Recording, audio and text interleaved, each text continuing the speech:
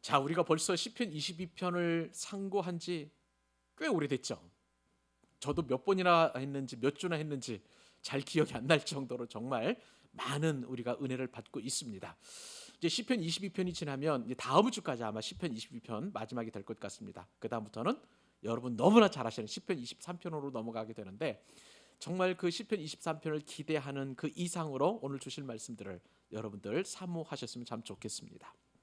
우리가 지난 시간에 우리가 살펴보았던 것처럼 고난하면 구약에선 대표적인 인물이 바로 욥과 다윗이라고 말씀을 드린 바가 있어요. 기억하시죠? 그리고 신약에서는 가장 고난하면 뭐 예수님, 그리고 또 바울도 또 다윗 못지않게 고난을 받은 그런 인물이다라고 우리가 상고를 한 적이 있었습니다. 근데 여러분, 우리가 고난을 당할 때에 이 고난을 당할 때 고난은 그냥 막연하게 우리에게 다가오는 것이라고 생각해서는 안 되는 거예요. 반드시 그 고난은 하나님의 뜻이 있는 줄로 믿습니다. 예. 우리가 정말 이 고난을 통해서 단련되면 순군 같은 그런 어떤 신앙으로, 믿음으로 우리가 나아갈 수 있다고 욥기서는 그렇게 말하고 있는 거예요. 그러니까 이 고난은 아무런 의미가 없는 게 아닙니다. 여러분 한번 생각을 한번 해보세요. 우리 인생의 매 시간마다 매 때마다 푸른 신호등만 있다고 하면 그 인생이 정말 형통한 인생일까요? 또 여러분, 우리들의 그 인생 가운데 날씨가 늘 맑다면 그 인생이 정말 축복받은 인생일까요? 여러분, 우리가 푸른 신호등만 받고 달리다 보면은요, 브레이크가 없어요. 언제 멈춰야 할지, 그리고 관성과 그리고 가속력이 계속 이어지기 때문에 어디로 방향을 잘못 설정하면 그만큼 위험한 인생이 없기 때문에 푸른 신호등만 있는 것은 좋은 것은 아닙니다. 또 우리들의 인생의 날씨 가운데 늘 맑은 날씨만 있다면은요, 여러분 그 지형과 그리고 그 인생은 사막이 돼버리고 말아요. 날씨가 좋은 중동 지역 보세요. 늘 햇볕이 쨍쨍합니다. 뜨겁습니다. 열사의 나라이죠. 그러나 그곳에서는 생명이 살 수 없는 그런 광야가 되고, 그리고 사막이 되고, 그리고 얼마나 척박한 땅이 되는지 모릅니다. 그러므로 우리가 날마다 하나님 앞에 은혜를 구하지만, 그러나 인생이 푸르른 신호등만 주십시오, 인생의 맑은 날씨만 주십시오, 이렇게 기도해서는 안 된다는 거예요. 어차피 우리 인생은 이 땅을 태어날 때 죄인으로서 겪는 많은 고난과 연단과 시험이 없을 수가 없습니다. 이것은 예수님을 믿는 사람이나 그렇지 않은 사람이나 똑같이 그렇게 고난이 올 수밖에 없어요. 그러나 우리에게는 하나님이 계십니다. 고난을 통과할 때, 어려움을 당할 때 우리를 도우시고, 우리의 머리털까지 세신바 되시고, 우리의 생각도 아시는, 그리고 내 이름도 아시는 그 하나님이 나와 동행하신다는 것이, 그것이 가장 복된 인생이고, 그리고 그 인생이야말로 천국을 경험하는, 하나님 나라를 경험하는 인생인 줄로 믿습니다. 여러분, 이러한 기대를 가지고 오늘 말씀을 우리가 사모하게 되면 얼마나 큰 은혜가 있는지 모르겠습니다. 다윗은요, 오늘 말씀을 통해서 고난당한 인생에게 깨달아야 될 세 가지 교훈을 가르쳐 주고 있습니다. 첫 번째 교훈은 뭐냐면, 하나님께서, 우리와 함께 하시는 하나님, 나를 도우시는 하나님, 그리고 나의 모든 것을 그 아시는 하나님께서 나의 비참함과 그리고 나의 어려움을 외면하지 아니하시고 나를 멸시하지 아니하신다는 사실입니다. 여러분, 우리 24절 말씀 우리 크게 한번 읽고 아멘으로 한번 화답해 보도록 하십시다. 자, 24절 읽습니다. 그는 공고한 자의 곤고를 멸시하거나 싫어하지 아니하시며 그의 얼굴을 그에게서 숨기지 아니하시고 그가 울부짖을 때에 들으셨도다. 아멘. 여러분, 지금 다윗은요 찬양하고 있습니다. 우리가 지난주에 우리 살펴보았던 것처럼 이 찬양은 그냥 찬양이 아니라 다윗이 자기가 경험했던 하나님의 은혜를 상고하면서 모든 회중 앞에서 대표적으로 하나님의 이름을 올려드리는 찬양을 드리고 있는데, 그러면서 하나님 앞에 드리는 찬양이 뭐냐면, 그는, 여기서 그분은 하나님이십니다. 하나님은 곤고한 자, 여기서 곤고한 자는 다윗을 말하는 것이죠. 그는 곤고한 자의 곤고를 멸시하거나 싫어하지 아니하시며. 믿으시면 아멘. 아멘이죠. 아멘이죠. 여러분, 다윗은 정말 이 찬양에서 찬양했던 것처럼 곤고한 자였습니다. 여러분 혹시 곤고한 그 곤고라는 뜻은 뭔지 여러분 아세요? 여러분 성경에서 곤고하다라는 표현이 자주 등장하는데 곤고라는 것은 어려운 상황을 말하는 거예요.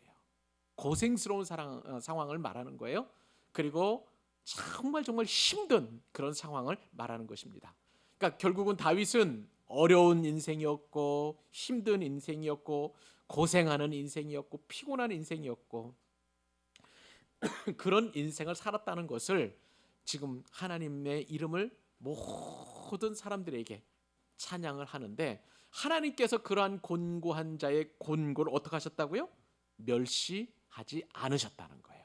그리고 그 곤고한 자의 그 곤고를 멸시하거나 싫어하지 아니하셨다라고 그렇게 찬송하고 있는 것을 보게 됩니다. 다윗은요 정말 곤고한 사람이었어요. 우리가 이제 시편 23편에서 우리가 살펴볼 텐데 다윗은요 사망의 음침한 골짜기를 다닐 정도로 그렇게 곤고한 사람이었어요. 여러분들 인생 가운데에서 내가 정말 죽고 싶다 하고 그렇게 여길 만큼 차라리 죽는 게 낫겠다라고 그렇게 싶을 만큼 깊은 어려운 적이 있었을 거예요. 이것이 바로 사망의 음침한 골짜기를 통과하는 우리들의 곤고라고 할 수가 있겠고요. 그것이 다윗의 곤고였던 것입니다. 곤고로 말하면 예수님의 곤고를 우리가 빼놓을 수가 없어요. 예수님의 그 곤고는요 너무나 외롭고 고통스러운 곤고였습니다. 사람들이 다 멸시했어요. 침뱉었어요. 조롱했어요. 그리고 네가 왕이냐라고 그렇게 비웃으면서 갈대로 머리를 툭툭 치고 그리고 네가 왕이냐 하면서 가시 면류관을 씌우고 예수님께서 지고 가셔야 될 십자가를 채찍을 때려가면서 그렇게 몰아붙임을 당했던 분이 바로 예수님의 곤고였습니다.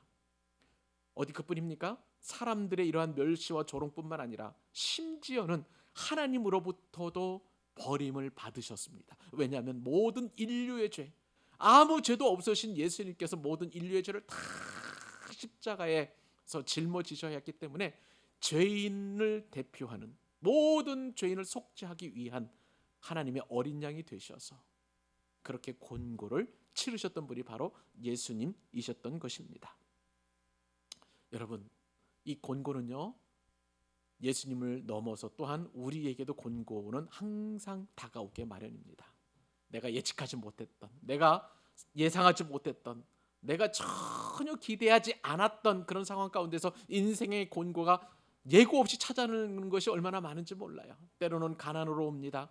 때로는 질병으로 옵니다. 때로는 정말 마음의 어려움으로 다가오기도 하고요. 환경의 어려움으로 다가오기도 하고요. 형통이 아니라 불통으로 다가오기도 하고요. 승진이 아니라 또한 탈락으로 다가오기도 하고 낙방으로 다가오기도 하고 여러 가지 면에서 그렇게 곤고가 우리 가운데 다가오는 것을 보게 됩니다. 다윗도 노래했잖아요. 우리 시편 22편 우리 잘 기억하죠? 늘 제가 이 시편 22편을 묵상할 때마다 1절 말씀을 빼놓지 않는데 내 하나님이여 내 하나님이 어찌 나를 버리셨으며 어찌 나를 멀리하여 돕지 아니하시오며 내 신음소리를 듣지 아니하시나이까. 이 어려움 속에서 내 귀가 기도해도 안 들으시고 나를 버리신 것 같고 나를 멀리하여 돕지 않으시는 그 하나님을 그냥 멀리서 계신 분처럼 그렇게 여겨진다면 얼마나 곤고하겠습니까? 우리 역시도 다윗과도 같은 그러한 곤고함 속에 살아갈 때가 얼마나 많은지 몰라요. 그런데 여러분, 이러한 곤고로부터 하나님께서 어떻게 하신다고요? 곤고를 멸시하지 아니하신다. 싫어하지 아니하신다는 거예요. 곤고한 우리 자신 한 사람 한 사람을 보듬으시고 안으시고 그리고 그 곤고를 이겨내기까지 우리에게 새 힘을 주시고 그리고 그 곤고를 돌파할 수 있도록 우리에게 지혜와 총명을 주시고 곤고당하는 그 순간에도 하나님은 우리와 함께 하시는 줄로 믿습니다. 다윗은 그것을 경험한 사람이었어요. 자신의 장인이죠. 사울 왕으로부터 끊임없이 목숨을 위협받는 도전을 받게 되었습니다. 그럴 때마다 다윗은 도망치면서 도우시는 하나님을 경험했던 사람이에요. 다윗은 또한 자신의 아들로부터 배반을 당했습니다. 압살롬이 반역을 일으켜서 다윗은 왕궁으로부터 버선발로 도망치는 그런 사람이었습니다. 그런 상황 속에서도 하나님은 끝까지 다윗을 포기하지 아니하시고 그의 권고를 멸시하거나 싫어하지 아니하시고 다윗을 도와주신 줄로 믿습니다. 여러분, 그 하나님께서 이제는 고난당하는 곤고한 저와 여러분을 도와주십니다. 그러므로 우리가 다윗과도 같이 찬양할 수밖에 없는 것이죠. 어떤 찬양입니까? 여러분, 우리의 비참함을 하나님께서는 멸시하지 않으신다는 거예요. 나의 곤고함을 외면하지 아니하신다는 거예요. 그러므로 우리는 날마다 하나님을 이렇게 찬양해야 합니다. 하나님, 나의 곤고함을 외면하지 않으셔서 감사합니다. 나의 피곤함을 멸시하지 않으셔서 감사합니다. 나의 어려움과 나의 두려움과 나의 비참함을 외면하지 않으시니 감사합니다. 사랑하는 여러분, 오늘 이 말씀을 들은 이후에 우리가 그렇게 찬양의 주제를 삼아서 하나님을 찬양할 수 있기를 간절히 축복합니다. 우리에게 이런 기쁨이 있어야 되겠어요. 적어도 예수 믿는 즐거움이란 바로 이러한 기쁨과 즐거움을 누려야 되는 것입니다. 그 어떤 어려움이 온다 할지라도 나를 외면하지 아니하시고 나의 비참함을 멸시하지 아니하시고 나를 도우시고 나와 끝까지 동행해 주시는 하나님, 그 하나님을 우리 체험하시고 그 하나님을 우리 찬양하고 그 하나님께 우리 감사하실 수 있기를 바랍니다. 자, 다윗이 고난을 통해서 확신한 교훈이 있습니다. 이번에 두 번째 교훈이 될 텐데, 하나님께서는 고난을 통해서 우리에게 찬송을 가르치신다는 사실입니다. 여러분, 자 25절 한번 보실까요? 같이 한번 읽어보십시다. 시작. 큰 회중 가운데에서 나의 찬송은 주께로부터 온 것이니 주를 경외하는 자 앞에서 나의 서원을 갚으리이다. 아멘. 자, 이 말씀을 보면서 24절과 연관되어서 한번 볼게요. 다윗이 이렇게 하죠. 그는 곤고한 자의 곤고를 멸시하거나 싫어하지 아니하시며 그의 얼굴을 그에게서 숨기지 아니하시고 그가 울부짖을 때에 들으셨도다. 우리 기도를 들으시지 않은 것처럼 그런 보여지는 상황 속에서도 하나님께서 우리의 곤고를 멸시하거나 싫어하지 않으셨고, 우리가 부르짖을 때 그 부르짖음 하나도 땅에 떨어지지 않고 다 들으셨도다라고 다윗이 찬양을 했어요. 그런 다음에 이제 그러나 하나님을 내가 찬양하겠다는 거예요. 어떤 찬양이냐? 25절 여러분들이 읽었던 것처럼 큰 회중 가운데서 내가 부를 찬송은 자 어디로부터 온 것입니까? 맞아요. 주님께로부터 온 것이에요. 하나님께로부터 온 것인 줄로 믿습니다. 왜요? 내가 많은 사람들 앞에서 회중 앞에서 찬양하는 것은 주께로부터 왔는데 왜 그러느냐? 나의 곤고함을 들으시고 내가 부르짖을 때 그것을 들으셨고, 그렇기 때문에 주를 경외하는 자들 앞에서 나는 서원을 갚겠다라고 그렇게 고백하고 있는 거예요. 다윗의 서원이 구체적인 무엇인지는 우리는 알 수 없습니다. 다른 성경에도 다윗이 서원했다는 것은 어떤 서원을 했는지는 잘 모르겠고요. 그리고 무엇보다도 중요한 거도 핵심은 뭐냐면 여러 회중들 앞에서 많은 사람들이 보는 앞에서 다윗은 서원을 했고, 그리고 그 서원을 갚겠다고 지금 회중들 앞에서 선언하고 있는 것을 보게 됩니다. 우리는 여기서 서원을, 특별히 다윗의 서원을 오해할 수가 있어요. 무슨 얘기냐? 하나님께서 기도에 응답하셨기 때문에 이 구원을 조건으로 하나님을 위해서 내가 무엇인가를 하겠다. 서원이라는 것은 내가 하나님 앞에 무엇을 하겠다고 약속하는 것 아니겠습니까? 내가 목숨을 잃을지라도 내가 이것만큼은 하나님 앞에 약속하고 반드시 지키겠습니다라는 그 서원인데, 그것이 서원인데, 다윗은 나를 구원하시고 나를 먼저 이 곤고한 상황에서 나를 지켜주셨기 때문에, 그러한 상황에서 나를 건져주셨기 때문에 내가 하나님 앞에 서원을 드리겠나이다 라고 그렇게 하나님 앞에 조건을 걸지 않았다는 거예요. 여러분, 이것이 굉장히 중요한 신앙의 고백인 줄로 믿습니다. 다윗의 신앙은 그런 것이 아니라 하나님 그 자체만으로, 존재만으로 만족하고요. 그리고 그 하나님을 위해서 나의 형편과 상황이 좋거나 나쁘거나 상관없이 늘 그 하나님 앞에 정말 하나님을 기쁘시게 할 만한 무언가를 해드리고 싶은 마음이 있었던 거예요. 이것이 다윗의 서원이었던 것입니다. 생각나는 게 있습니다. 여러분, 다윗은요 하나님 앞에 성전을 지어드리기를 간절히 소망했었습니다. 여러분 잘 아시죠?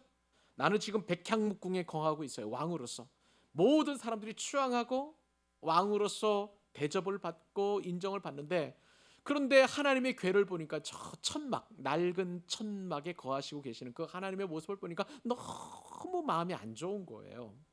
그래서 하나님을 위해서 아름다운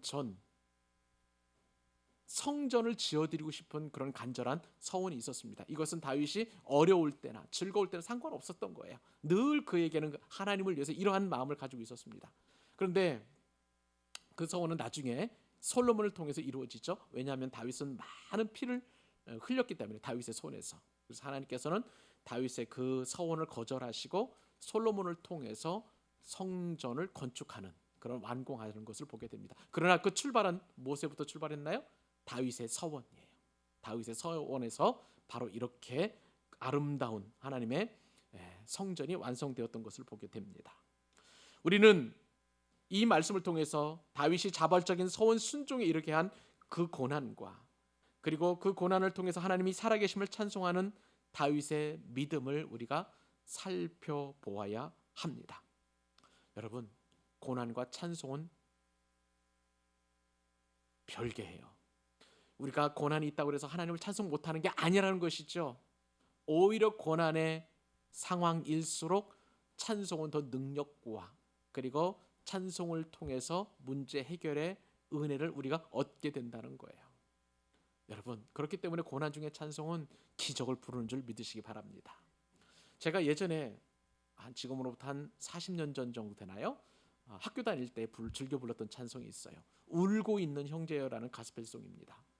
울고 있는 형제여 왜 찬송을 잊었는가, 어둠 속의 찬송은 기적을 부른다오, 바울과 실라가 빌립보 감옥의 문을 찬송으로 열었다오, 찬송 찬송으로, 찬송 찬송으로. 여러분, 빌립보 감옥에 갇혀 있는 이 다윗의 심정, 여러분 좀 헤아릴 수 있겠습니까? 빌립보 감옥이라는 것은 지금의 감옥하고는 너무 달라요. 땅굴 속에 감옥을, 땅굴을 파고요, 그곳에서 이제 철장을 만들어 놓고, 그리고 기름불을 태워 가지고 불을 밝히는, 지금처럼 뭐 전기 시설이 있었겠습니까? 햇볕이 들기나 하겠습니까? 눅눅하고 쾌쾌한, 쥐가 돌아다니고, 그리고 질퍽질퍽하고 곰팡이 냄새가 피는 그런 감옥, 그 속에서 도저히 찬송이 나올 수 없는 상황이에요. 그리고 바울과 실라가 그 감옥에 들어가게 된 것은 복음을 전하다가 그런 거예요. 빌립보 지역에서 복음을 전하다가 사람들의 모함을 받고, 그리고 그 감옥 안에 들어갈 수밖에 없었던 것이죠. 그런 상황 속에 찬송이 나왔겠어요? 근데 바울은 이 빌립보 감옥에서 그 누구도 알아주지 않는 그 상황 속에서, 고독하고 외로운 그 감옥에서 찬양을 하나님 앞에 올려드렸을 때에 그 감옥의 문이 열려지는 엄청난 기적을 경험하게 된 것입니다. 다윗이 바로 그러한 찬양을 올려드렸던 사람이에요. 그렇기 때문에 하나님께서는 고난을 통해서 오히려 고난의 상황이 우리로 하여금 찬송할 수 있는 좋은 기회라고 말씀해 주시는 것입니다. 여러분, 우리가 고난당할 나면 오히려 그것이 찬송의 시간임을 여러분 깨닫고 함께 찬송할 수 있기를 바랍니다. 주님의 이름만 높여드리십시다. 주님께서 이 고난을 주신 것에 대한, 그리고 고난 이후에 우리를 회복시키실 것에 대한 기대를 통하여 그 기대감을 갖고 하나님을 찬송하십시다. 찬송하면 우리 인생의 모든 감옥의 문이 열려지게 됩니다. 우리의 모든 얽어맸던 것들이 자꾸가 풀어지는 기적이 일어나게 될 줄로 믿습니다. 그렇기 때문에 우리는 고난 중에 찬송하는 거예요. 다윗은 바로 이 교훈을 깨달았다는 것을 보게 됩니다. 자, 이제는 마지막으로 다윗이 경험한 세 번째 교훈, 고난을 통해서 깨달은 세 번째 교훈이 있습니다. 그것은 오직 하나님만이 온전한 만족을 주신다는 사실이에요. 자, 26절입니다. 같이 또 한번 읽습니다. 26절 시작. 겸손한 자는 먹고 배부를 것이며.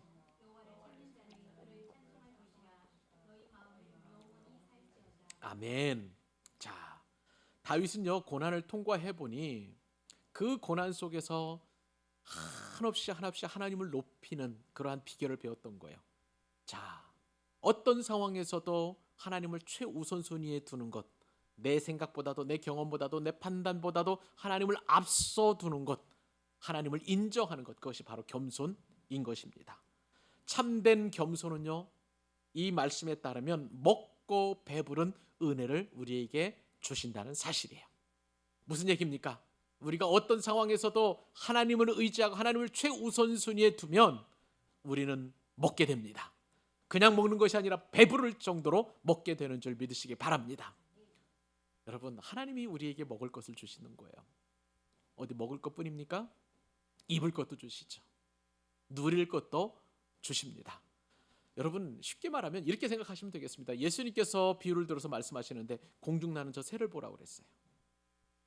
하늘 나는 저 새를도 하나님께서 먹이시고 입히시고, 그리고 들에 피어 있는 들풀마저도 주님께서 먹이시고 입히시는데 하물며 너희일까 보냐? 너희 하나님의 자녀일까 보냐? 너희들은 저 새보다도 더 들풀보다도 더 먹고 마시고 배부르게 해주실 것이라고 분명하게 말씀해 주고 계십니다.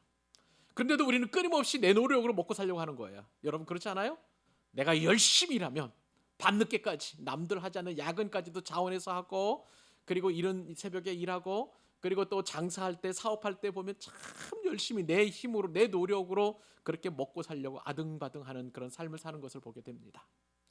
그런데 그거보다도 더 먹고 배부를 수 있는 비결, 그것은 바로 하나님 앞에 겸손하는 거예요. 겸손이라는 것은 다시 말씀을 드립니다. 내가 낮추는 것인데 내 자신을 스스로 낮추는 것이죠. 누구 앞에서 낮추는 것이냐? 하나님 앞에서요. 오직 하나님 앞에서. 하나님 앞에서 낮춘다는 것은 뭡니까? 하나님의 주권을 인정하는 거예요. 하나님의 역사를 믿는 거예요. 하나님의 이름을 믿는 거예요. 그리고 하나님께서 행하실 일들을 기대하며 믿는 것입니다. 하나님의 하나님 되심을 인정하는 것이 바로 믿는 사람들의 참된 겸손인 줄로 믿습니다. 우리가 하나님 앞에 겸손하지 않으면요, 우리는 끊임없이 자꾸 추구하려고 하는 거예요. 내 노력으로 하면 할수록 만족을 사람을 누릴 수가 없어요. 왜 그런지 아세요, 여러분? 우리가 가지고 있는 욕심은 기본적으로 우리의 심령이 부패해 있기 때문에 한도 끝도 없습니다. 내가 예전에 읽었던 책 가운데 파스칼의 팡세라는 책이 있었어요. 그 파스칼의 팡세 이런 내용이 나와 있습니다. 사람의 마음에는 큰 구덩이가 있다.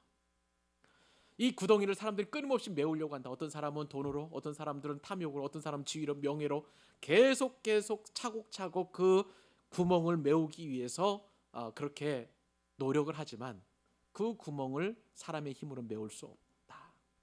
그 구멍을 메울 수 있는 유일한 길은 오직 하나님뿐이시다. 여러분 동의하시죠? 맞습니다. 하나님만이 우리들의 마음의 깊은 그 홀을 메우실 수 있다는 사실이에요. 여러분 기억하세요? 사람을 보며 세상을 볼 때 만족함이 없었네. 나의 하나님 그분을 볼 때 나는 만족하겠네. 그죠? 하나님만이 나를 만족하시는 분이십니다. 잠언과 전도서에 보니까요, 이러한 만족을 깊이 교훈하고 있는 것을 보게 됩니다. 잠언서 27장 20절에 이렇게 기록되어 있어요.